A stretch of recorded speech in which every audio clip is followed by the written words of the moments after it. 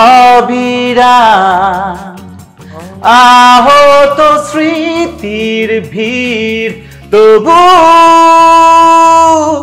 আমি যে চেয়েছি তোমায়, আমি শুধু চেয়েছি তোমায়, হায় কত খুঁজেছি তোমায়, আমি শুধু চেয়েছি তোমায়। Show up, show up, show up, show up, show up, show up, show up, show up, show up, show up. কথা বলবে বাবুর সাথে? না, তুমি বলো। বলো। বলছি এ মাসে আমার একটু হাতে টান পড়ে গেছে, বুঝলে তো, একটু 5,000 টাকা ধার দিতে পারবে গো? 5,000 টাকা? 5,000 টাকা ধরো। গিন্নি, মানে আমি 5,000 টাকা বলেছি। আচ্ছা আচ্ছা, হবে। কত? এই রাখো তো, 100 টাকা করে তুমি।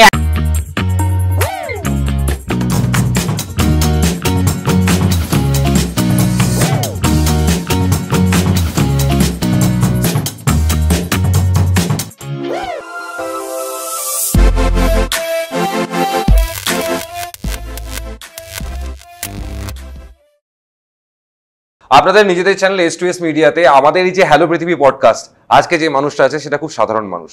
আপনারা ভাবছেন কেন হঠাৎ করে আমি এরকম কথা বলছি? এক্স্যাক্টলি, আমাদের এই বীরভূম জেলার সেই সকল মানুষদেরকে আমরা এখানে আনার চেষ্টা করছি এবং আপনাদেরকে বারবার অনুরোধ করি যে আমাদের জানান আপনাদের মধ্যে কে এমন আছেন সাধারণ হয়েও অনন্য সাধারণ রাস্তা ধরে এগিয়ে যেতে পারছেন।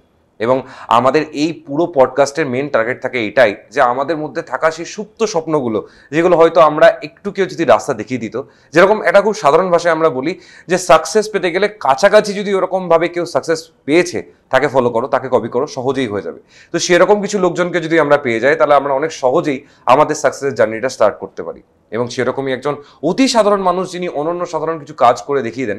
যেরকম আমরা একটা খুব সুন্দর কথা বলি যে রাধে সে চুল বাঁধে, এবং আপনার জন্য জানাই যে কাজ করে সে চেষ্টা করলে আর একটু চেষ্টা করে ভালো থাকতেও পারে। তো সেই জায়গায় দাঁড়িয়ে সেরকমই একটা মানুষকে আমরা আজকে পেয়েছি, আমাদের সকলের পরিচিত সুদীপ্ত দা। এবং আমাদের এই সুদীপ্ত শেখর দাকে আমরা আজকে পেয়ে আমাদের বেশ ভালো লাগছে, কারণ শুরুতেই এই কারণটাই হলো ফ্যাক্টর যে তুমি তোমার নিজের যে সারাদিনের কাজ কর্মকাণ্ড সেটা বাইরে গিয়েও সারাদিনের স্ট্রেস, মেন্টাল প্রেশার সবকিছুর বাইরে গিয়েও তুমি একটা অন্য কাজ করছো, ঠিক আছে? এবং সেটা আমাদের খুব ভালো লাগে সবারই দেখতে, এবং ভালো লাগে বলেই, ভালোবাসি বলেই আজকে অনুরোধ করা হচ্ছিল যে তোমায় একবার একটু আমাদের এখানে সময় দাও। তো আমি প্রথম প্রশ্ন যেটা করবো, প্রথম প্রশ্নের আগে আমি একটা কথা একটু বলে রাখতে চাই। একদম, সেটা হচ্ছে যে অনির্বাণ, আমার খুব ভালো লাগছে অনির্বাণের সামনে বসে এইভাবে কথা বলতে, কারণ অনেক দিন এরকম ভাবে কথা বলা হয় না। একদমই তাই, কারণ আমরা অনেক দিন ধরে একে অপরের পরিচিত। একদম। কিন্তু তার আগে যেটা আমি সবার আগে ধন্যবাদ জানাবো সেটা হচ্ছে S2S মিডিয়াকে আমি ধন্যবাদ জানাবো যে এই অপরচুনিটিটা করে দিয়েছে আমাকে সবার সামনে আসার, কথা বলার। একটা কথা খুব সত্যি যে আমি অতি সাধারণ, যেটা ইন্ট্রোডাকশন অনির্বাণ দিয়েছে। আর একটা কথা যেটা একটু মানতে খুব কষ্ট হচ্ছে যে অতি অসাধারণ কিছু করে দেখিয়েছি, এটা যেমন আমার মানতে একটু না, এই অনন্য সাধারণ যে কথাটা আমি বললাম, হ্যাঁ, তো সেই অনন্য সাধারণ কথাটা আমার দর্শকদেরকে মানে ক্লারিফাই করার দায়িত্ব আমার, এবং সেটা এন্টার দ্য পডকাস্ট আমি সেটা করে দেবো, ঠিক আছে? এবং আমি দায়িত্ব নিয়ে কথাটা বলেছি, ঠিক আছে? তো আমার শুরু যে প্রশ্নটা, ঠিক আছে, সেটা হলো তুমি একটা এন্টার এডুকেশন ফাউন্ডেশনের, আমি কোনো নাম নিতে পারবো না, সো একটা এন্টার এডুকেশন ফাউন্ডেশনে তুমি অ্যাডমিনিস্ট্রেশনটা দেখো, পুরো কাজকর্ম দেখো, এবং সেখানে প্রচন্ড মেন্টাল প্রেশার, কাজের প্রেশার। সব থেকে বড় কঠিন যে কাজটা তোমায় করতে হয় সেটা হলো মানুষকে খাটানো, ঠিক আছে?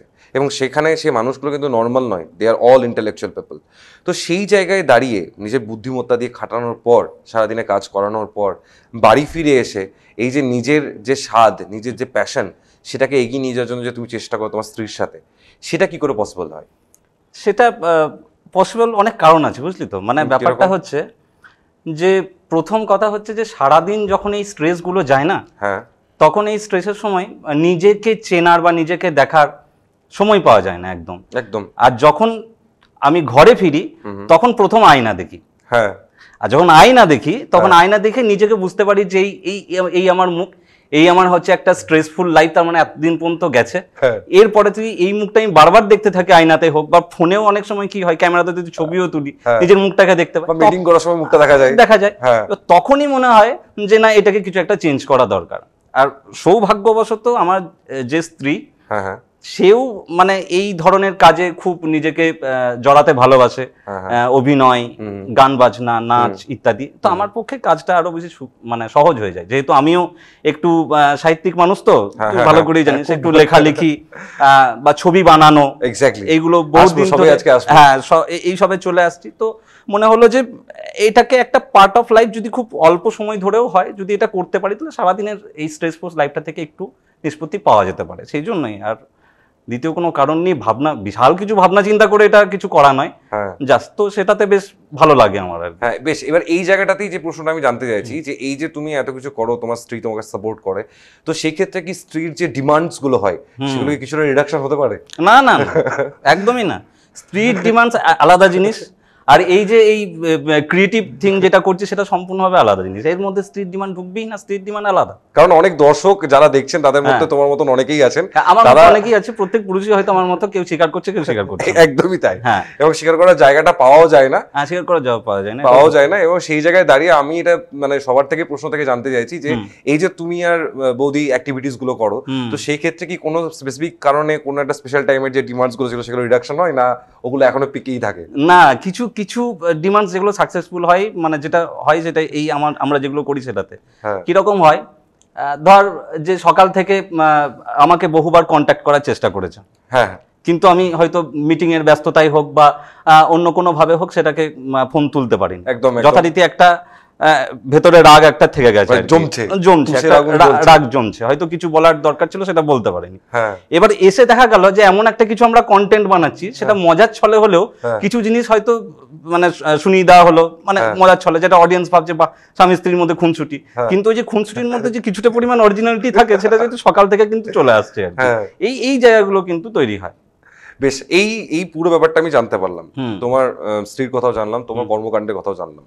তুমি একটা টাইম শিউরির বাইরে গিয়েও জব করতে, and for a long being time. তো সেই সময় তুমি অনেক সময় অনেক অনুষ্ঠান দেখেছো, অনেক রকমের খেলাধুলা, যেরকম আমাদের বাকি দর্শকরাও জানে যে আমরা ছেলেরা মানে আমাদের 90s কিড যারা, তারা খেলাধুলার সঙ্গে বেশ রিলেটেড, 90s বা 80s কিড যারা। তো সেই সময় দেখে তোমার ভেতরে ভেতরে একটা দুঃখ হতো না যে আমি অনেক হলো এই কাজকর্ম থেকে আমি আমার ক্রিয়েটিভ জিনিসটা থেকে সরে যাচ্ছি কোথাও থেকে? ব্যাপারটা মানে যখন আমি কলেজে ছিলাম, শিউরি বিদ্যাসাগর কলেজ, যখন আমি কলেজে ছিলাম, কলেজে প্রথম মানে নিজেকে এক্সপ্লোর করার সুযোগ পেয়েছি, যে আমি নিজে হয়তো গান করতে পারি। এক্স্যাক্টলি ওই টাইমে ব্যান্ডের ফরমেশন সেই সময় থেকেই তোর সঙ্গে আমার পরিচয়। একদম। তো সেই সময় নিজেকে চিনেছি, নিজেকে বুঝেছি, নিজেকে এক্সপ্লোর করেছি। আমাদের কাছে বাইবেল মানে তখন ফসিলস ছিল, একদম আমাদের কাছে মানে আরো চেনা জানার সঙ্গীত মানে ক্যাকটাস ছিল, এলআরবি ছিল, এগুলো নিয়ে এগুলো আমাদের বাঁচিয়েছে। সত্যি কথা বলছি, এগুলোকে আমাকে বাঁচতে শিখিয়েছে, বাঁচার মানে শিখিয়েছে। একদম। তো সেইগুলো থেকে যখন প্রথম কলেজ থেকে বেরোই না, মানে প্রথম যখন 2010-এ যখন আমি পাস আউট হচ্ছি কলেজ থেকে, আর যখন এই বাস্তব জগতে পা রাখছি আমি, মানে চাকরি, ইনকাম, ফ্যামিলিকে এগিয়ে নিয়ে যাওয়ার এই যে একটা স্ট্রেস, একটা বাস্তব কঠিন জায়গায় যখন পা রাখলাম, পিছনে সবকিছু ভুলে যেতে হলো, ভুলতে বাধ্য হলাম আর কি আমি, যে পুরো জিনিসটাকে যদি আমি এগিয়ে নিয়ে যেতে চাই, আমার নিজের ইনকাম বা ফ্যামিলির এই সমস্ত এক্সপেকটেশনগুলোকে যদি ফুলফিল করতে হয়, এই লাইফটা থেকে আমাকে সরে আসতে হবে। সেই সময়টা খুব কষ্ট হতো, যে মানে আমি এই লাইফটা থেকে কিভাবে ডিটাচ হতে পারি, কিন্তু হতে হয়, বাস্তবের জীবনে হতে হয়। তখন আমি শিউরির বাইরে, মানে আমি নদিয়াতে দীর্ঘ 6-7 বছর আমি কাটিয়েছি, ওখানে চাকরি সূত্রেই কাটিয়েছি। আস্তে আস্তে সেখানে জীবনের সাথে হ্যাবিচুয়েটেড হয়েছি। তখন গানটাকে আস্তে আস্তে বা এই পারফরমেন্সগুলোকে আস্তে আস্তে অনেক ক্ষেত্রে বাদ দিতে হয়েছে। এবং একটা সময় আমার মনেও হয়েছিল এরকম, যে আমি হয়তো কোনোদিন আর মানে ব্যাক করতে পারবো না এই লাইফটাতে, এইভাবেই হয়তো আমাকে এগিয়ে যেতে হবে। তো তারপরে আবার হঠাৎ করে মানে গান বাজনাটা তার সেরকম ভাবে আমি স্টেজ শো হয়তো করিনি তারপরে, কিন্তু এই অভিনয় বা নিজে আমি একটা বাড়িতে অলরেডি একটা স্টুডিও বানিয়েছি, এটা সেটেল হওয়ার পরেকার কথা বলছেন। যখন আমি আবার নদিয়া থেকে যখন শিউরিতে আছি, শিউরিতে যখন কাজ শুরু করি, তখন আমি বাড়িতে অলরেডি একটা ছোট্ট স্টুডিও মানে রেকর্ডিং একটা সেটআপ আমি তৈরি করেছি, ছোট্ট একদম, খুবই ক্ষুদ্র। সেখানে আমি নিজে গান করছি, নিজে কিছু আমি কম্পোজ করছি, সেখানে আমরা দুজনে মিলে স্ক্রিপ্ট লিখছি, দুজনে মিলে অভিনয় করছি, মানে ক্রিয়েটিভের একটা আলাদা জগৎ তৈরি হয়েছে এতদিনে। কিন্তু মাঝখানের ওই সময়টা কিন্তু নিজেকে মানে ফিনান্সিয়ালি তৈরি করতে কিন্তু আমাকে এটা বাদ দিতে হয়েছিল। আমি ওই জায়গাটায় অনেক দর্শক আছেন যারা আজকে আমাদের এই ভিডিওটা দেখছেন, এবং আমাদের মতন অনেকেই আছেন যারা এই স্ট্রেসটা থ্রু যায় বা স্টিল যাচ্ছেও, হয়তো স্ট্রাগল করছে। তো এবার সেই জায়গাটা দাঁড়িয়ে এই যে একটা তোমার মেন্টাল স্ট্রেস, আমি সকল দর্শকদের জন্য জানাই যে সুদীপ্ত দা এমন একটা মানুষ যে ছোট থেকে অনেক ইমোশনাল ট্রমাকে পার করে কিন্তু বড় হয়েছো তুমি। হ্যাঁ, তার মধ্যে একটা বড় ছাতা তুমি অনেক ছোটবেলা থেকে হারিয়েছো তোমার বাবাকে। একদমই তাই। তো সেই কাটাখাই নুনের ছিটে দিয়ে আমার কোনো ইচ্ছে নেই, বাট আমি যেটা জানতে চাইছি যে ওই টাইমে যে ধরো মেন্টাল ট্রমাটা হয় এবং আমাদের ছেলেদের বা পুরুষদের কি মর্দ কো দর্দ হোতা है लेकिन बोल नहीं पाता है, তো এই যে বলতে তুমি পারতে না, even the problem in entire society, আমাদের ছেলেদের তার গার্লফ্রেন্ড বা ওয়াইফ বা এদেরকেও শেয়ার করা যায় না, because they not one understand those things. তো সেই রকম কোনো বন্ধু বান্ধব ছিল ওই টাইমে যাকে তুমি মেন্টাল স্ট্রেসটা শেয়ার করতে? ছিল, একবারই ছিল না, সেটা বলা খুব মানে বললে অন্যায় হবে। ব্যান্ডে রিলেটেড যারা ছিল তারা না? না, তারা তোমার এমনি বন্ধু ব্যান্ডে রিলেটেড, দেখ ব্যান্ডে রিলেটেড যারা ছিল তাদের সঙ্গে মানে আমার যে যোগাযোগটা ছিল সেটা খুব অল্প দিনে তৈরি হয়েছে। মানে আমি যেই কলেজে পা রেখেছি সেই আমি বুঝতে পেরে গেছি যে কার কি কোয়ালিটি আছে, আর তারাও বুঝতে পেরে গেছে, আমরা ম্যাচড আপ হয়ে গেছিলাম একটা সময়। কিন্তু আমার কিছু বন্ধু ছিল যারা একদম ছোট থেকে স্কুল মানে প্রাইমারি সেকশন থেকে যারা ইভেন এখনো পর্যন্ত যারা একইভাবে সমান তালে আমার সঙ্গে যোগাযোগ রেখেছে বা আমার সুখ দুঃখে পাশে থাকে। ভাইনে বলা তো বলা, ভাইনে বলা তো বলা, এই যে এই একটা ডায়লগ, এক্স্যাক্টলি এই কতগুলো আমার বন্ধু আছে, আমি অনেক অনেক বেশ কয়েক বন্ধু রয়েছে, তাদের অবদান বলা যাবে না আর কি, মানে আমার লাইফের ক্ষেত্রে সেটা আমি যখন আমি বাবাকে হারিয়েছি তখন আমার খুবই বয়স কম, মাত্র আমার 4 বছর বয়স তখন, মানে নিতান্তই ছোট তখন, মানে বাবা প্রকৃত অর্থে যে কি সেটাই হয়তো আমি ভালো করে বুঝতাম না, মানে জ্ঞান তো স্মৃতি যেটাকে বলে, ছোট থেকেই বাবা মা দুজনকেই আমি চিনেছি আমার মায়ের মধ্যে। তো মানে তারপরে ওই যে মায়ের যে একটা স্ট্রাগল, লম্বা একটা স্ট্রাগল আমাকে মানুষ করার পিছনে, এবং ফ্যামিলিতে আর কেউ নেই, মানে আমার গ্রামের বাড়ি হচ্ছে আমোদপুর বীরভূমের, তো সেখানে আমার ঠাকুমা থাকতো আর আমার দাদু আমার সঙ্গে থাকতো। তো দাদু তো আমি যখন মাধ্যমিক দিই তখন দাদু মারা যায়, তো সেই সময়টা পুরোটা মা যে একা স্ট্রাগল করেছে, এবং মাও পাথরচাপড়ি হাই স্কুলের ক্লার্কের পজিশনে ছিলেন, তো উনি চাকরির দিকটাও সামলেছেন এবং একা, আমার মানে মাও সেই দিদি নাম্বার 1 আর কি এক কথায়, দিদি নাম্বার 1 না, মা দুর্গা, মা দুর্গা। তো আমাকে ওই সময়টা যেভাবে করেছে, তারপরে যখন সিউড়িতে সেটেল করলাম আমরা, স্কুল জীবন শুরু হলো। ওই স্কুল জীবন থেকে যে আমার এই কয়েকজন বন্ধু হলো। কোন স্কুলে পড়তে? চন্দ্রগতি। তো ওই চন্দ্রগতিতে যখন আমার বন্ধুগুলো পেলাম পাশে আর কি, এরা মানে সব দিক থেকে হেল্প করেছে আমাকে, সেটা ইমোশনালি হোক, সেটা কোনো রকমভাবে যদি মানে আমি যখন অবর্তমানে মানে আমি যখন অন্য কোনো জায়গায় আছি, সেটা আমাকে মাকে সাহারা দেওয়া হোক, আমার মায়ের কোনো কিছু প্রয়োজন হলে সেটাকে ঠিক করা হোক, বা আমি দূরে আছি আমার কোনো প্রয়োজন, তারা সেই জায়গাটা কমিউনিকেট করা হোক, সব দিক থেকে আমি সেই বন্ধুদের কথা মানে আমি বারবার বলবো।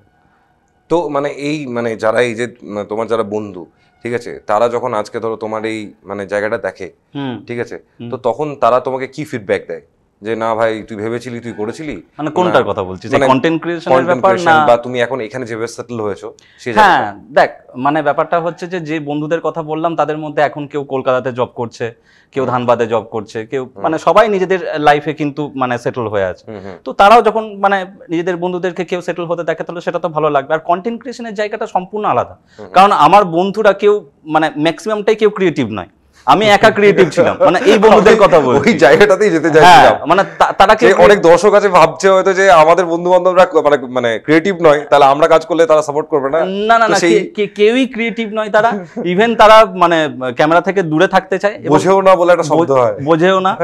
তো তারা কি হয় যে আমি যখন কোনো কিছু একটা এরকম ধরনের হয়তো ধর স্টেজে কোনো একটা কিছু পারফর্ম করলাম, তো ওরা না অলরেডি আমাকে একটা সেলিব্রিটি বন্ধু বানিয়ে রেখেছে ছোট থেকে, মানে এই ছেলেটা হচ্ছে গান বাজনা করতে পারে, মানে এটা অন্যদের কাছে গিয়ে বলে যে আমার বন্ধু হচ্ছে মাল্টি ট্যালেন্টেড, মেরে ভাই মানে যেরকম হতা এরকম ব্যাপার একটা।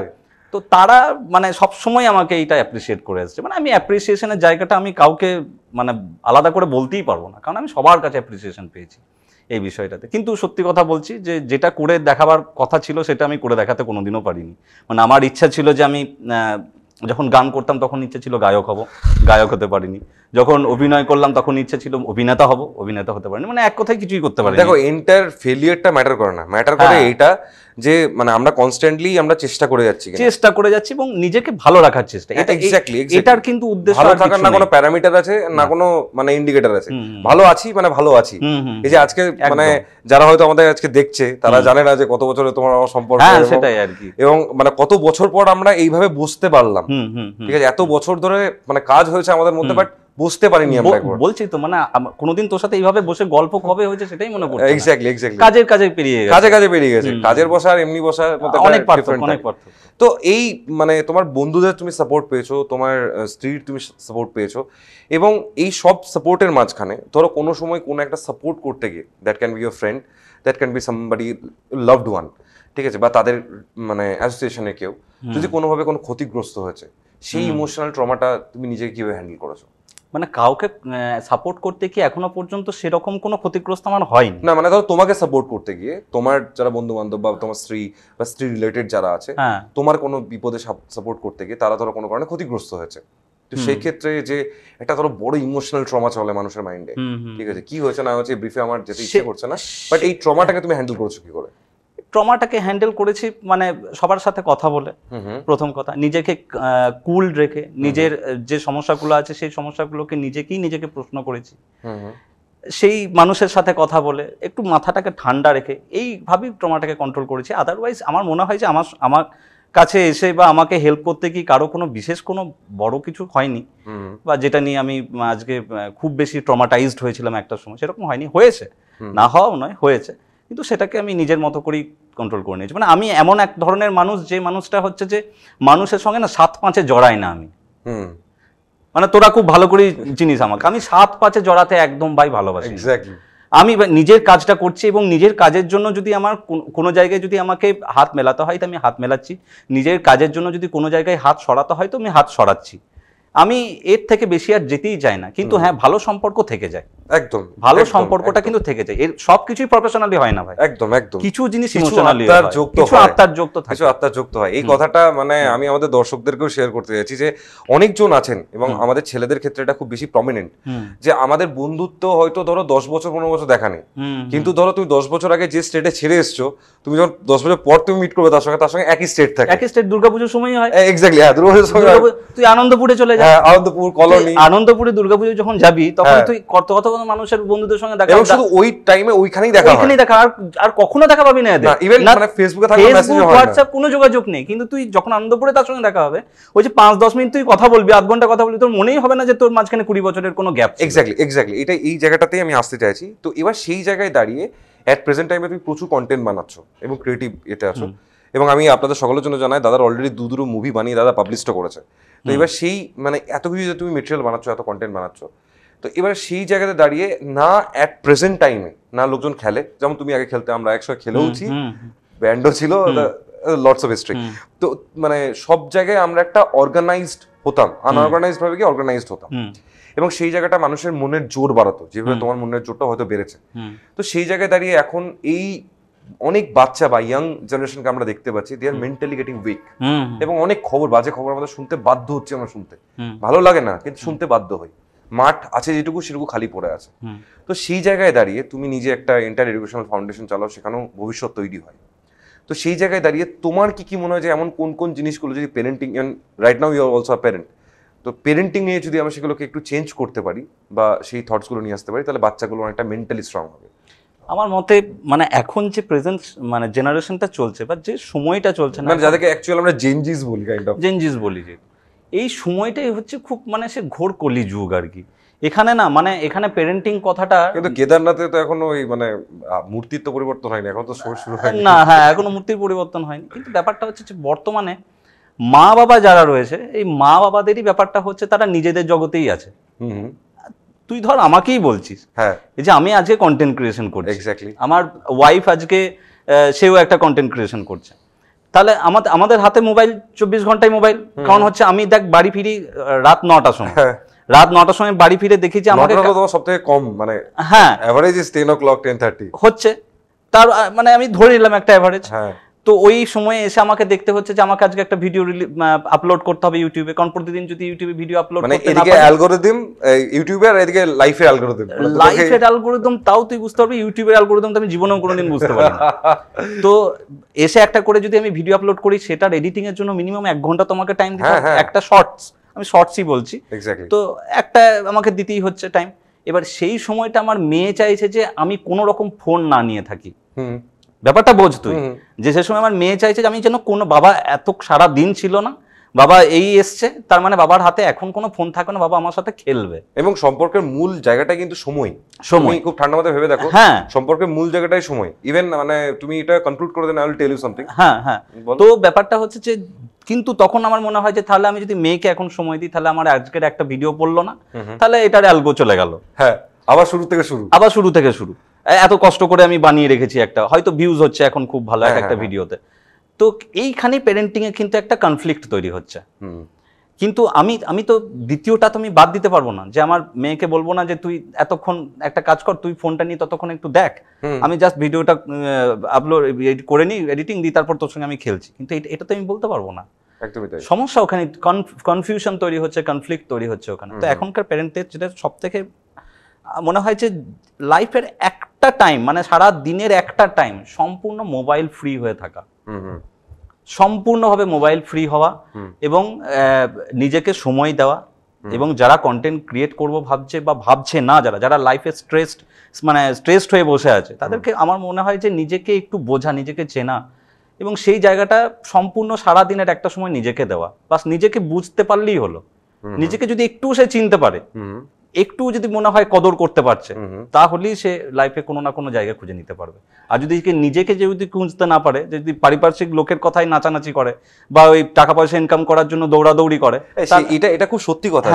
মানে এখন লোক ভ্যালিডেশনের দুনিয়াতে বাঁচে, যে আমি কেমন বা আমি কি, সেটা তুমি ভ্যালিডেট করবে তবেই মানে সেটা হবে। এটা নয়, কিন্তু নিজে ভ্যালিডেশনটা নিজে, সেটাই হচ্ছে এখন, সেটাই হচ্ছে।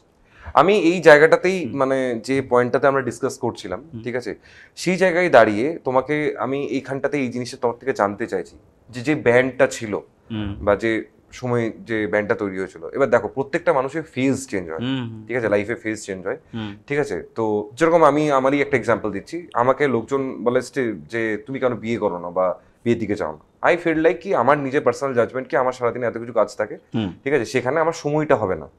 তো সেই সময়টা যদি আমি না কাউকে পে করতে পারি, তাহলে আমি সেদিকে যাবো না। This is my own thought. তো ঠিক সেই জায়গায় দাঁড়িয়ে যে তুমি গান গাইতে, এবং মানে সে সময় গান শুধু গাও না, জীবনমুখী গান, যে গানগুলো সে সময় কারণ আমাদের রক্তে দৌড়াতে, এখনো হয়তো রক্তে দৌড়ায়, এখন ঠিক আছে, মানে আমাদের ওই গান থেকে আমরা কোনোদিন বেরিয়ে আসতে পারবো না কোনোদিন, এবং বেরোতে আমরা চাইও না। ইভেন আমাদের জেলার পাশের জেলার একজন মানে বিশ্ববিখ্যাত গায়ক, সেই গানগুলো নিজেও গায় অন স্টেজ লাইভ গিয়ে, এবং তার আমরা ভিডিও ফুটেজও দেখতে পাই, ঠিক আছে। তো এবার সেই মানে এই এন্টার সেটআপে দাঁড়িয়ে যখন ধরো কিছু পেতে গেলে কিছু ছাড়তে হয়, এই কথাটা বলার যতটা সহজ, খুব কঠিন। প্র্যাকটিক্যাল লাইফে এটাকে মেনটেন করা খুব কঠিন। তো আজ যখন তুমি ব্যান্ডের এই পুরো যে একটা মানে ভাইভ, ঠিক আছে, মানে those people who knows band, তারা খুব সহজে বুঝতে পারছে একটা গিটার বাজানো বা একটা গানের সঙ্গে ওই যে আমরা হেড বাউন্সিং করছি, এটা আলাদা আলট্রা ভাইব। তো আমরা অনেক সময় দেখেছি অনেক অনুষ্ঠান যেগুলো এক্সিস্টিং হতো, সেই অনুষ্ঠানগুলোতে তুমি যেতাম, ঠিক আছে, কিন্তু এখন তোমাকে আমি সেগুলোতেও দেখতে পাই না। আর গেলেও তুমি ওই 5-10 মিনিট দাঁড়িয়ে চলে যাও।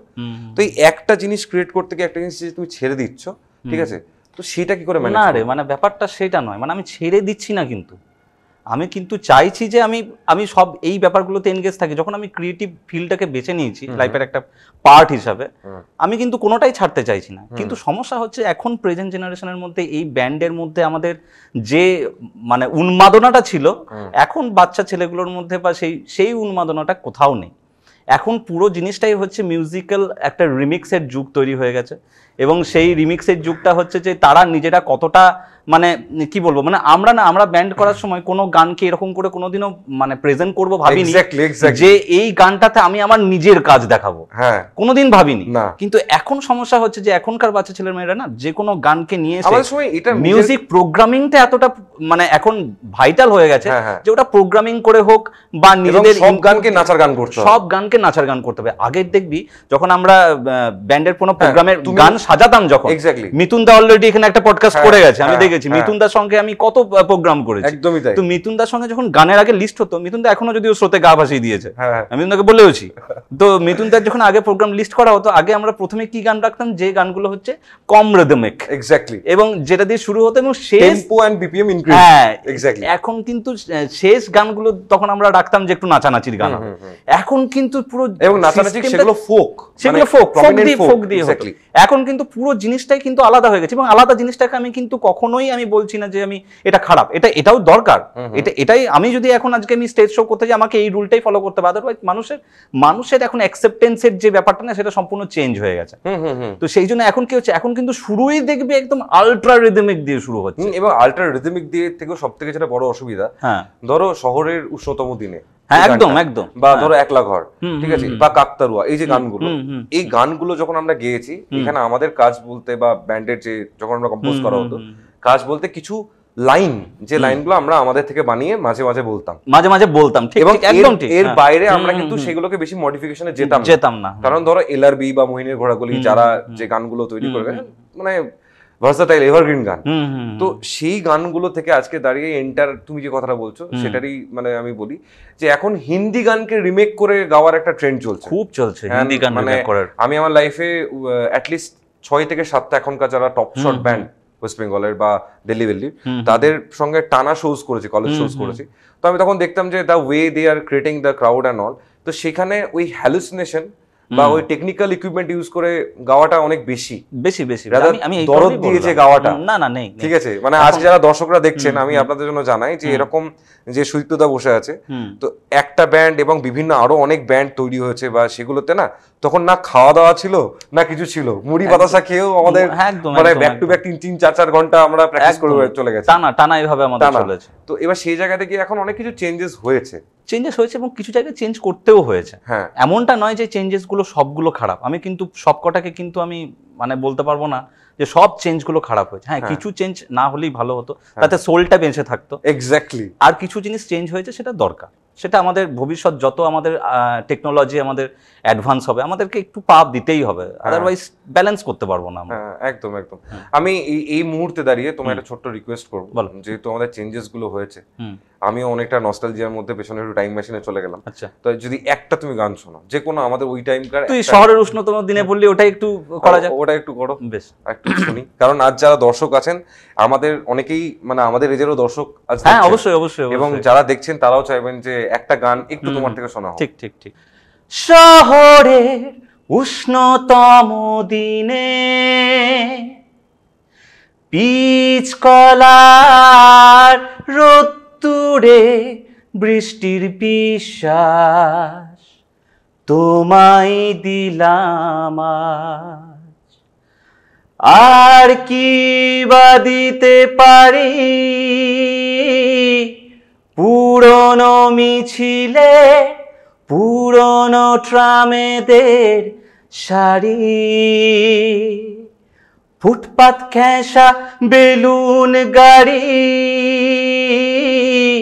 সুতো বাঁধা যত লাল আর সাদা, ওরাই আমার থতমত এ শহরে রডোডেনড্রন, তোমায় দিলাম আজ। বাহ, সাধু মানে মনে হলো যেন সেই পুরনো বৃষ্টি হয়ে যায়, একটা মাটির গন্ধটা এলো কোথাও থেকে, মানে এই গানগুলো কিন্তু মানে আমাদের আত্মার সঙ্গে একদম জড়িয়ে আছে, একদম এই গান, এবং এই জেনারেশনের কিডরা কিন্তু এই ফিল্ডে বুঝতে পারবে না, তখন এই গানের মধ্যে আরো রকম টেকনোলজি, ইলেকট্রনিক ডিভাইস এইগুলোকে অ্যাড করে গানের সোলটাকে শেষ করে দেবে। We should use the word টেকনোলজিয়া, yes, that kind of things is going on in the market. তো এই যে তুমি ট্রানজিশনটা দেখো, ঠিক আছে, এই ট্রানজিশনটা থেকে তোমার নিজেকে, মানে অনেক সময় মনে হয়, যেমন ধরো অনেক যারা মানে ব্যান্ড পারফর্ম করছেন বা যারা আর্টিস্ট আছেন, অনেকের সাথে আমার কথা যখন হয়, তখন তারা বলেন যে এই ট্রানজিশন থেকে নিজেদেরকে দূরে রাখাটা খুব কঠিন, ঠিক আছে, হয়তো না চেয়েও অনেক জায়গায় জোর করেও বসতে হয়, বা জোর করেও মানে আমাদেরকে সেই জায়গাটাকে অ্যাকসেপ্ট করতে হয়, তো সেটা যখন তুমি অ্যাকসেপ্ট করো, তখন ভেতরে ভেতরে নিজেকে ম্যানেজ করো কি করে? না ম্যানেজ করি, কিছু জিনিসের এই ট্রানজিশনের ব্যাপারটা হচ্ছে না, কিছু জিনিসের এই পজিটিভ ইম্প্যাক্টটা বুঝতে পারি, যে ধর তোকে আমি একটা উদাহরণ দিই, সত্যি করে খুব ভালো একটা প্রশ্ন করেছিস তুই, ধর ট্রানজিশন জিনিসটা লাইফের সঙ্গেও কিন্তু যুক্ত। একদম একদম। যেরকম আমি গান করছি, যেরকম আমি অভিনয় করছি, সেরকমের সঙ্গে কিন্তু লাইফের সঙ্গেও যুক্ত।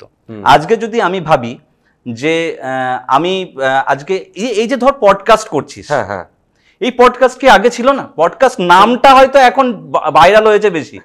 ইন্টারভিউ তো আমরা আগে অনেক দেখেছি, এরকম সেলিব্রিটির সাথে ইন্টারভিউ, অন্য কোনো সাথে ইন্টারভিউ, কিন্তু এই পডকাস্ট নামটা কেন দিচ্ছি? কারণ হচ্ছে পডকাস্ট এই সময় দাঁড়িয়ে পডকাস্টটা খুব চলছে।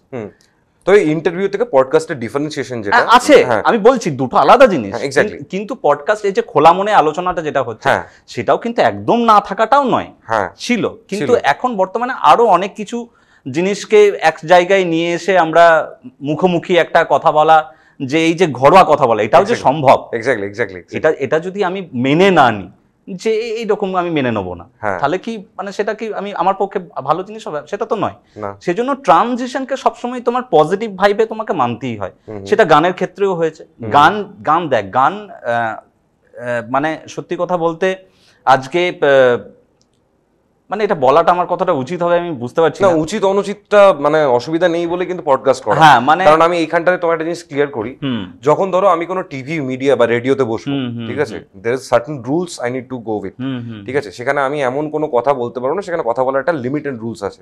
আমি নিজে যখন ফ্রেন্ডস এফএমে ছিলাম 91.1 মানে 91.9 কলকাতাতে, সো সেখানে হোক বা যদি কলকাতা রেনবো বলো 107, কলকাতা রেনবোতে যখন আমি শোজ করেছি, তো তখন ওখানে আমাদের একটা গাইডলাইন থাকে যে কিছু কথা আমরা বলতে পারবো না, বায়াসনেস করা যাবে না। কিন্তু অনলাইনের ক্ষেত্রে বা মানে ইন্টারনেটের ক্ষেত্রে সেই রুলসটা নেই। কিন্তু তার মানে এটাও নয় যে সেখানে এই যখন রুলস না থাকে দায়িত্বটা বেশি বাড়ে। এটা তুমি আরো বেটার বুঝতে পারবে। যে যখন ধরো কোনো রুলস নেই, তখন কিন্তু তোমাকে বা আমাকে সেফ থাকতে হবে যে এমন কোনো কিছু আমরা না বলি যাতে ক্রিঞ্জ হয় না একদম। তো এবার ধরো সেই ক্ষেত্রে এই কারণ প্রবলেমটা হলো এটাই যে এই ডিজিটাল এরাতে এভরিথিং ইজ রেকর্ডেড, সবকিছু রেকর্ড হচ্ছে, এবং এই রেকর্ড থাকার জন্য কোন সময় তুমি বাঘ বা সিংহ দেখতে পাচ্ছ, তাই না এখনকার দিনে।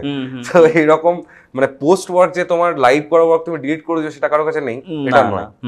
সো বোথ সাইডে সেফ থাকতে হয়। কিন্তু হ্যাঁ, আত্মার আত্মীয়তা রেখে যদি কথা বলা যায়, সেটা সামনের লোক অনেক সহজেই বুঝতে পারে, কানেক্ট করতে পারে, কানেক্ট করতে পারে, নিজেকে রিলেট করতে পারে। You can understand and see কি দাদা দেখো, শাহরুখ খানকে লোক বেশি কানেক্ট করে রাজন সালমান খান। কারণ শাহরুখ খান সেটাই বলে যেটা লোক চায় শুনতে, কিন্তু ওনার কাছে ফন্ট অফ ওয়ার্ডস এবং ল্যাঙ্গুয়েজ খুব ভালো আছে, খুবই ভালো আছে। তো এবার এই জায়গাটায় দাঁড়িয়ে এই যে ধরো যারা ক্রিঞ্জ কন্টেন্ট বানাচ্ছে বা ধরো খুব মানে সস্তার কন্টেন্ট বানিয়ে সামনে করছে, তো তাদের জন্য তুমি কি বলতে চাইবে?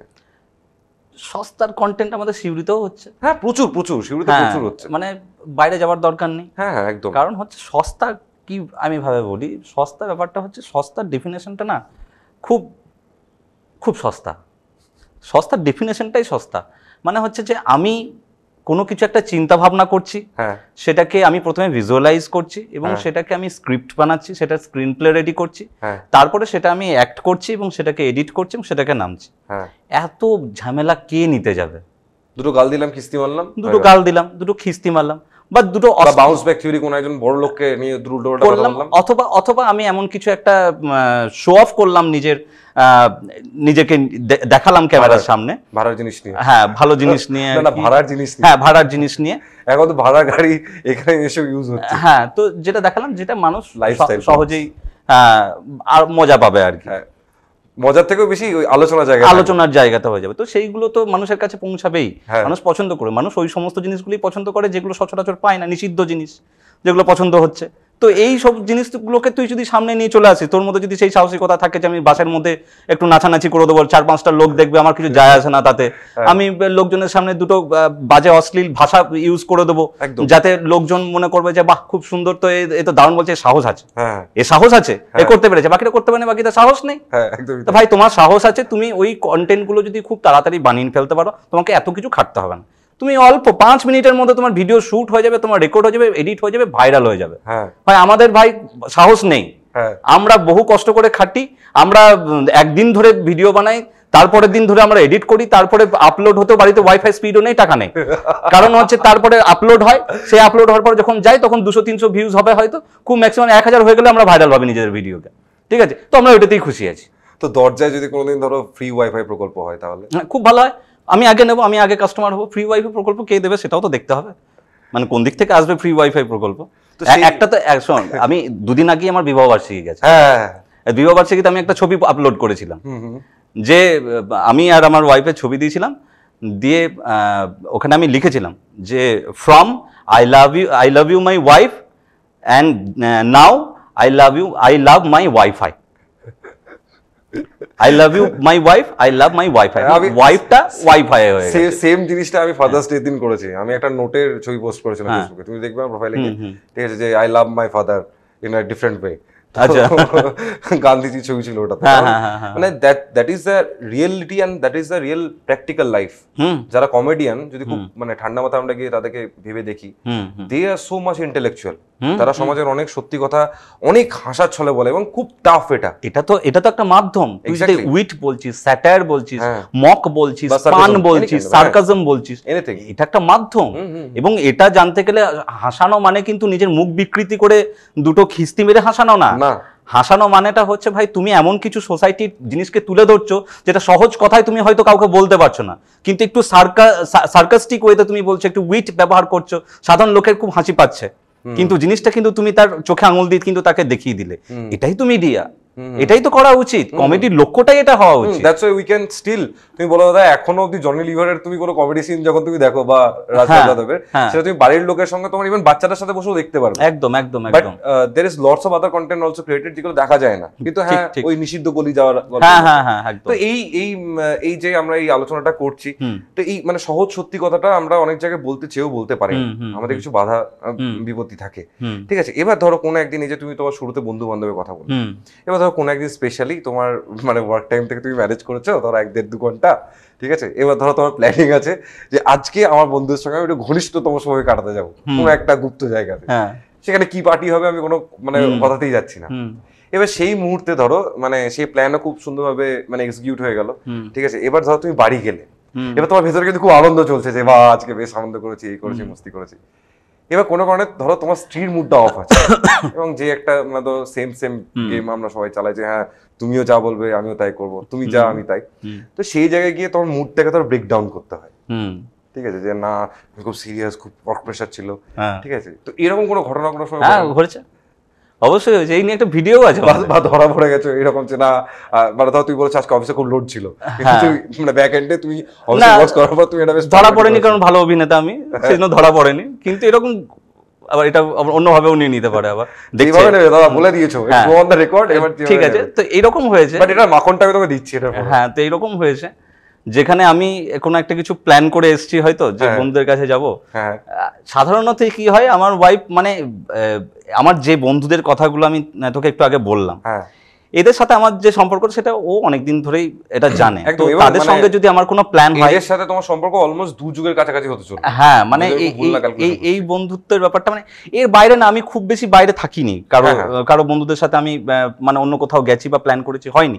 আমার এই কজন বন্ধুই আছে মানে আমার লাইফে, মানে তাদের আমি এই বারবার বন্ধু করছি, অনেকে হয়তো বলবে যে বন্ধুদের নামগুলো বলছে না, নাম করলে অনেকগুলো নাম করতে হবে, কারণ একজনের বলবো আরেকজনের বলবো না। নাম আমি নিজেও জানি, আমিও নামটা ডিসক্লোজ করতে পারি, তুইও জানিস, কিন্তু নামটা বলাটা নাম বলছি না, কারণ হচ্ছে একজনের বলতে গিয়ে আরেকজনের হয়তো হবে না, সেজন্য আমি বলছি আমার প্রিয় বন্ধু যারা, তারা সবাই বুঝে নিচ্ছে।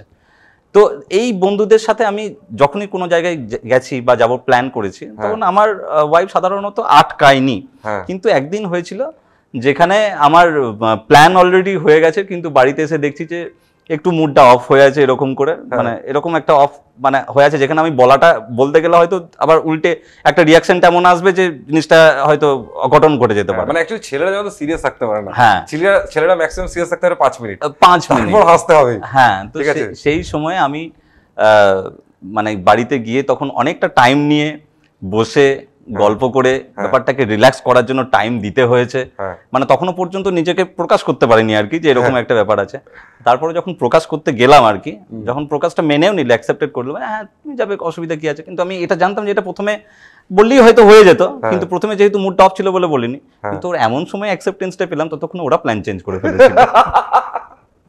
বেশ, আমি এই তুমি যে কথাটা বললে এইটাতেই ধরো বৌদিকে মানিয়েছো কোনদিন একটা গান গিয়ে, ঠিক আছে, সো গান গেয়ে মানিয়েছি, হ্যাঁ, তো সেই রকম একটা কোনো গান আমরা একটু শুনবো। আচ্ছা, মানে যে গানটা ডেডিকেটেডলি তুমি বৌদির জন্যই গেয়েছো, ঠিক আছে, কোনো এইরকম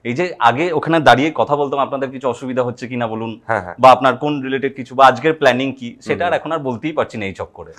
এই একটা খুব সমস্যা তৈরি হয়েছে এখন। তো যাই হোক, এখন মানে আমার অ্যাপ্রোচটা এমন থাকছে যে আমি ওই ব্যাপারটা ইগনোর করে ফেলছি। কারণ অফিসে এইসব বিষয়গুলো আলোচনা করতে গেলে সমস্যা হয় যে আমি আর পরে আর সেই জায়গাটা তৈরি করতে পারবো না যেটা এতদিন ওয়েটটা মেইনটেইন করতে হয়। হ্যাঁ, মানে কিছু ক্ষেত্রে করতে হয়, আবার কিছু ক্ষেত্রে যখন কলেজের মানে আমার অফিসের টাইমটা যখন শেষ হয়ে যাচ্ছে তখন বাইরে গিয়ে চা খেতে খেতে অনেক ধরনেরই আলোচনা হয়, সেগুলো চলে, সেগুলো হয়, সেগুলো ভালোভাবেই হয়। তো এই ধরো একটা বড় জিনিস, যেটা বড় সমস্যা হচ্ছে এখন আমাদের সবার মধ্যে, যে লোকজন বিয়ে করে একটা জায়গায় ম্যানেজ করতে পারে না। ঠিক আছে, বিয়ের আগে একটি ছেলের জীবনে একটি পার্মানেন্ট মহিলা অস্তিত্ব থাকে, সেটা হলো মা। কিন্তু বিয়ের পর আরেকজন পার্মানেন্ট অস্তিত্ব নিয়ে আসে, সেটা হলো স্ত্রী। ঠিক আছে, তো এবার স্ত্রী মা, মা স্ত্রী, সব সেই খাড় ও খারকের মতন সম্পর্ক। ঠিক আছে, তো এবার সেই জায়গায় দাঁড়িয়ে একটা পুরুষ যে কর্মকাণ্ডে যুক্ত, রোজগারের জন্য দৌড়াচ্ছে, কাইন্ড অফ খুব সোজা বাংলা ভাষায় বলতে গেলে যে নীল চাষ করছে। ঠিক আছে, তো কিন্তু এটা বলতে বলতে আমার একটা গান শুনতে ইচ্ছালাম, তোমাকে বলছি সেটা। তো এই দুটোকে ব্যালেন্স কি করে করো তুমি? না, ব্যালেন্স করিই না। ব্যালেন্স করোই না? না, মানে আপনি আমার মা খুব ভালোভাবে জানে যে স্মিতা সারাদিন আমার থেকে বেশি সময় কাটায় ওরা, আমি তো কম সময় কাটাই। তো আমার মা স্মিতাকে খুব ভালোভাবে চেনে, ইভেন আমিও অতটা ভালো করে চিনি না। স্মিতা আমার মাকে যেটা চেনে, তুই বললে হয়তো বলবি যে এটা বলার কথা তাই বলছি, আমি অতটা ভালো করে চিনি না। এটা এমন অনেক জায়গায় তার প্রমাণ পেয়েছি আমি, যে স্মিতা আমাকে হয়তো বলেছে যে এখন এটা তুমি এটা মাকে বলো, মায়ের এটা দরকার, বা এখন এটা তুমি মাকে বলো না, মা কষ্ট পাবে। তো আমি হয়তো ওর কথা শুনি, তুমি আমার থেকে মাকে বেশি জানো নাকি, কিন্তু আমি বলেছি, কিন্তু আলটিমেটলি সেটাই হয়েছে যেটা স্মিতা বলেছে। তো হ্যাঁ, মানে ব্যাপারটা হচ্ছে যে আমার বউ চেয়ারম্যান হয়ে গেল। হ্যাঁ, না, আমার বউ চেয়ারম্যান তো অবশ্যই, ঘরের তো চেয়ারম্যানই, কিন্তু আমার মা এবং আমার আম্বানির ওয়াইফেরও বাড়িতে একই অবস্থা, বাইরে এসে তুই দেখে তোরা কোনো অসুবিধা নেই। হ্যাঁ, তো আমার মা আর আমার বউয়ের ব্যাপারটা হচ্ছে তারা দুজনের মধ্যে সম্পর্কটা এতটাই ভালো, মানে এটা বিয়ের আগে থেকে কথাটা বলছি আর কি, মানে বিয়ের আগে তো সেরকম ভাবে বন্ডিং কিছু ছিল না, কিন্তু একটা তৈরি হয়ে গেছিল ওভার ফোনে হোক বা যে কটা সাক্ষাৎ হয়েছিল, তাতে ওরা দুজনের মিলে যদি কিছুটা খুনসুটি করে কিছু মান অভিমানেও যদি কিছু থাকে ব্যবস্থা, মানে কিছু যদি থেকে থাকে দুজনের মধ্যে, সেটা দুজনেই সর্ট আউট করে নেয়। না, আমার ওখানে ইনভলভ হওয়ার প্রয়োজনই এখনো পর্যন্ত পড়েনি, আর পড়বেও না। এই দিক থেকে আমি একদম রিল্যাক্স আছি। আমি অফিসের কাজে যাই, হ্যাঁ কখনো কখনো আমার মনে হয় যে হ্যাঁ দুজনের মধ্যে হয়তো কিছু আনবান হয়েছে, সেটা মা তো মাই হয় না, এক্স্যাক্টলি মা মাই হয়, মা আগে থেকে সমস্ত কিছু বোঝে এবং মা সেইভাবে অ্যাপ্রোচ করে, মা সেইভাবে দেখে। কিছু মানে এই জিনিসটা শেখার, মানে সত্যি করে মায়ের কাছ থেকে শেখার, যে কি কি জিনিস আমি বললে সংসারে অশান্তি হতে পারে বা সংসারে নিয়ে চলতে পারে, সেই জিনিসগুলোকে স্কিপ করে যায় না, অযথা ঝগড়া ঝামেলা অশান্তি। মানে আমি শুধু স্মিতার মায়ের মধ্যে সম্পর্কের কথা বলছি না, যে কোনো সিচুয়েশনের কথা বলছি, আমার মধ্যেও তাই। মানে আমার সঙ্গে মায়ের মাঝে মাঝে যখন একটু লেগে যায়, তখনও মায়ের জায়গাতেই ঠিক থাকে। এগুলো মায়ের কাছ থেকে শেখা। আর এই দুজনের তো আমি বললামই, যা হয় এটা নিজেদের মধ্যেই হয়ই না। ম্যাক্সিমাম দুজনেই ঘুরে বেড়ায়, সিনেমা দেখতে যায়, দুজনেই গান শোনে, দুজনেই নেটফ্লিক্স চালিয়ে সিনেমা দেখে। আমার তো হয় না, আমার শুধু রিচার্জই করা হয় আর কি, বাকি কোনো কিছু হয় না। তো মানে এই যে তুমি এত সুন্দর একটা সম্পর্কের কথা বললে, আমরা জেনারেলি বিয়ের সম্পর্কের পর সব থেকে চিন্তা থাকি, এবং মানে if you go with the NFSW status we can see the lots of divorce happening due to those problems. তো সেই জায়গাটাতে আমরা একটা খুব সুন্দর একটা জিনিস শিখলাম, এবং আমি দর্শকদেরকেও বলবো যে শেখার প্রচুর কিছু আছে। মাঝখানে থাকবেনই না কেউ, হ্যাঁ ভালো, আমি এটাই সলিউশন, যে মাঝখানে অনেকে থেকে বলছে আমি স্যান্ডউইচ, আবার মাঝখানে থাকবেন তবে তো স্যান্ডউইচ হবে না, আপনি বেরিয়ে যান, আপনি দুজনে লাগুক, দুজনেই ঠিক হয়ে যাবে, কোনো সমস্যা নেই তাতে, তবে সম্পর্ক ভালো থাকবে, সব মানে একটা হেলদি রিলেশন থাকবে সবার মধ্যে। তো এই ধরো মানে মা আর এর কথাটা আমরা শুনলাম, বুঝলাম। তো ধরো মানে শিউরিতে তুমি অনেকদিন অনেক অনুষ্ঠান করেছো, ঠিক আছে, এবং সেই সময় ধরো স্মিতাদি, আমার মনে হয় না তখন মানে you gone with the relationship of স্মিতাদি। তো ধরো সেই সময়কার কোনো একজন মানুষ বা কোনো একজন মহিলা তোমাকে খুব ভালো লেগেছিল, সে হয়তো সে সময় ওই ব্যক্তিটা শেয়ার করতে পারে। এবার তারপর ধরো তোমার বিয়ে হয়ে গেছে, মানে become a father, then after long period of time যখন এরকম কেউ কোনো অভিব্যক্তি তোমাকে শেয়ার করেছে, তখন তুমি সেই জিনিসটাকে কিভাবে নিয়েছো? না, আমি সত্যি কথা বলতে, শেয়ার করেছে এই খবরটা আমার কাছে একদম পাক্কা আছে। না, শেয়ার তো করেছে, শেয়ার এই গানের চক্করেই প্রচুর, গানের চক্করেই শেয়ার হয়েছে। এবং নীল রং ছিল ভীষণ প্রিয়, is one of the she was like. হ্যাঁ, তো এই ব্যাপারগুলোকে না মানে খুব বেশি মানে ওই গানে ভালো লেগেছে, মানে আমার কাছে ওই তখন মনে হতো যে হ্যাঁ এই প্রস্তাবটা এসেছে, তার মানে হচ্ছে যে ওনার গানটা আমার খুব পছন্দ হয়েছে। ওকে, তো আমি এর থেকে বেশি আর আমি মানে ভাবিও নি, আর অন্যভাবেও ব্যাপারটাকে এগিয়ে নিয়ে যাইনি। তো ব্যাপারটা ওই রকম জায়গাতে এরকম একটা উদাহরণ না, এরকম বহু উদাহরণ আছে। বহু উদাহরণ আছে। তো বহুবার তাহলে আমাকে প্রেমে পড়তে হয়, সেটা তো হয়নি। তো সেই জায়গাগুলোকে সেই জায়গাতেই স্টপ করে দেওয়া হয়েছে, সেটা বিয়ের আগেও হোক এবং বিয়ের পরেও হোক। বিয়ের পরে তো ইভেন এমনও হয়েছে যে আমি যেখানে চাকরি করি সেখানেও এরকম কাণ্ড করেছে, মানে সেই খবরও স্মিতা জানে। সব থেকে বড় প্রবলেম হলো মানে তোমায় নিয়ে তোমার ওয়াইফের একটা সব থেকে বড় কমপ্লেন আছে, শুধু তোমার ওয়াইফ না বাকি সবারই কমপ্লেন আছে, তোমাকে দেখে বোঝা যায় না তোমার অ্যাকচুয়াল এজ কত। এখানে বেশি মনে হয় না কম মনে হয়? খুবই কম মনে হয়, সেটা নিয়েই লোকজন কনফিউজ হয়ে যায় যে দাদা কি এখনো ফ্রি আছে। আচ্ছা না, ব্যাপারটা হচ্ছে যে আমার বয়স মানে একদমই কম নয়, বয়স বাড়ছে, ভুঁড়ি বাড়ছে। আমাকে এখানে পডকাস্টে আসার আগেই মানে সঞ্জয় দা আমাকে বললো যে তোমাকে ভিডিওতে দেখে মনে হয় কম বয়স, এখানে এসে তোমার বেশি বয়স লাগছে। আমি বললাম যে বেশি বয়সই কম লাগছে কি করতে, তাহলে সেটা আমার প্লাস পয়েন্ট। তাহলে ফিল্টার ইউজ করতে হবে। মেবি হয়তো সঞ্জয় দার চোখের পাওয়ারও চেঞ্জ করতে হবে। হ্যাঁ, পাওয়ার চেঞ্জ করতে হবে সঞ্জয় দা। সঞ্জয় দা এখন বুঝে গেছে যে হ্যাঁ এই ছেলে একদম মানে ভালোই বয়স আছে, একে এত মানে পজিটিভলি নেওয়ার কিছু নেই। আমি শেষ করতে যাচ্ছি কারণ আমাদের সত্যি সময় শেষ হয়েছে। তো আমি আবার যদি সময় থেকে সময় পাই, আবার যদি দর্শকরা আমাদের বলেন, প্লিজ আমাদের রিকোয়েস্ট এটা দয়া করে ফিডব্যাক শেয়ার করুন এবং জানান যে আর কি বেটার জিনিস আপনারা পেতে চাইছেন, বা আরও সুযোগতা থেকে আর কি কি জানার ছিল যেগুলো আপনারা বসে হয়তো প্রশ্ন করতে পারতেন, সেই প্রশ্ন আমাদের পাঠান এবং আমাদেরকে বলুন যে কিভাবে আপনাদের নিজেদের চ্যানেল S2S মিডিয়া এই সৌহার্দ্য কমিউনিকেশনের সাপোর্ট পেজে টুকটুক করে এগোচ্ছে হ্যালো পৃথিবী নিয়ে, সেটাকে আরও কীভাবে ভালো করা যায়। শুধু আমি শেষ করার আগে তোমাকে একটা শুধু প্রশ্ন করে যেতে চাইছি, যেটা উত্তর আমি তোমার through the way you deliver your content সেভাবে যদি দাও খুব ভালো হয় আমার পক্ষে সেটা। তো সেটা হলো যে দেখো আমরা অতি নিম্ন মধ্যবিত্ত বাড়ির ছেলে বলে, এবং যেহেতু বাঙালি সেজন্য আমাদের মানে কালচার এবং এই জিনিসগুলো আমাদের আত্মার ভেতরে ঢুকে আছে, ঠিক আছে? তো না আমরা এগুলো ছাড়া বাঁচবো, না আমরা বাঁচতে চেষ্টা করবো। আমি সবার কথা বলছি না, আমাদের মতন যারা এরকম স্বাধীন চেতা বা এরকম আর্ট অ্যান্ড ক্রাফটের জিনিসপত্র নিয়ে আমরা যারা বাঁচি। তো সেই জায়গায় দাঁড়িয়ে তুমি একজন খুব ভালো এক্সাম্পল যে একটা টাইম এই সব কিছুকে ছেড়েছো, আবার তুমি নিজের লাইফটা দাঁড় করিয়েছো, আবার তুমি এগিয়েছো, আবার তুমি সবকিছুকে নিয়ে এগোচ্ছ। সো যেখানে মানুষ মানে আছে না যে একটা হিন্দি সিনেমা ডায়লগ ছিল যে কি সমরানা লোক যাহা সোচনা বন্ধ কর দেতা হ্যায় ওয়া সে मैं सोचना शुरू करता हूं। তো it's just like kind of that. তো সেই জায়গাটায় দাঁড়িয়ে তুমি এখন অ্যাট প্রেজেন্ট জেনারেশনের লোকজন যে people are getting easily frustrated, ঠিক আছে, and not able to making the balance of the work life, personal life and the life they share in the social media, সেটা ম্যানেজ করার ম্যাচিওর হওয়ার, mature মানে maturity not the sense of কি রিলসে আমি একটা গান লাগিয়ে দিলাম, একটা ভিডিও হলো ধাক করে মেরে দিলাম, হ্যাঁ, it's not the actual maturity. Practical লাইফে এগুলো চলে না। তো সেটার সম্বন্ধে তুমি কোনো একটা বার্তা আমাদের দর্শকদের দাও, কারণ আমিও জানি না যে আমাদের ভিডিও কোথায় দেখা হয়। আমি এটা জানি যে বর্ডারের ওপারেও বিভিন্ন দেশের যারা বাঙালি আছেন তারা আমাদের ভিডিও দেখেন, আবার অনেক প্রত্যন্ত গ্রামের বাচ্চারাও আছে তারাও দেখে, এবং এই জিনিসটা খুব দরকার, তা নাহলে তাদের গ্রোথ থেকে অনেক প্রবলেম হবে। ঠিক। তো যদি একটা ছোট্ট the way you deliver your content on the Facebook সেইভাবে বা অন্যভাবেও যে what is the actual process of maturity and how we can be mature, take control of everything.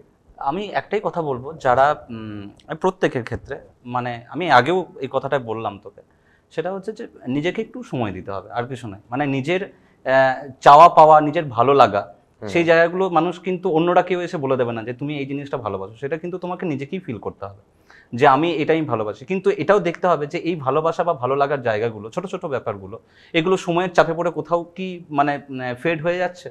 তো যদি ফেড হয়ে যায় তাহলে আমার মনে হয় 24 ঘন্টা একটা অনেক সময়, মানে 24টা ঘন্টা মানে এটার কতগুলো প্রহর, কতগুলো ক্ষণ, এটা যদি আমরা হিসাব করি তার কুলকিনারা খুঁজে পাওয়া যাবে না। যদি সেকেন্ড হিসাব করি তাহলে তার কুলকিনারা খুঁজে পাওয়া যাবে না।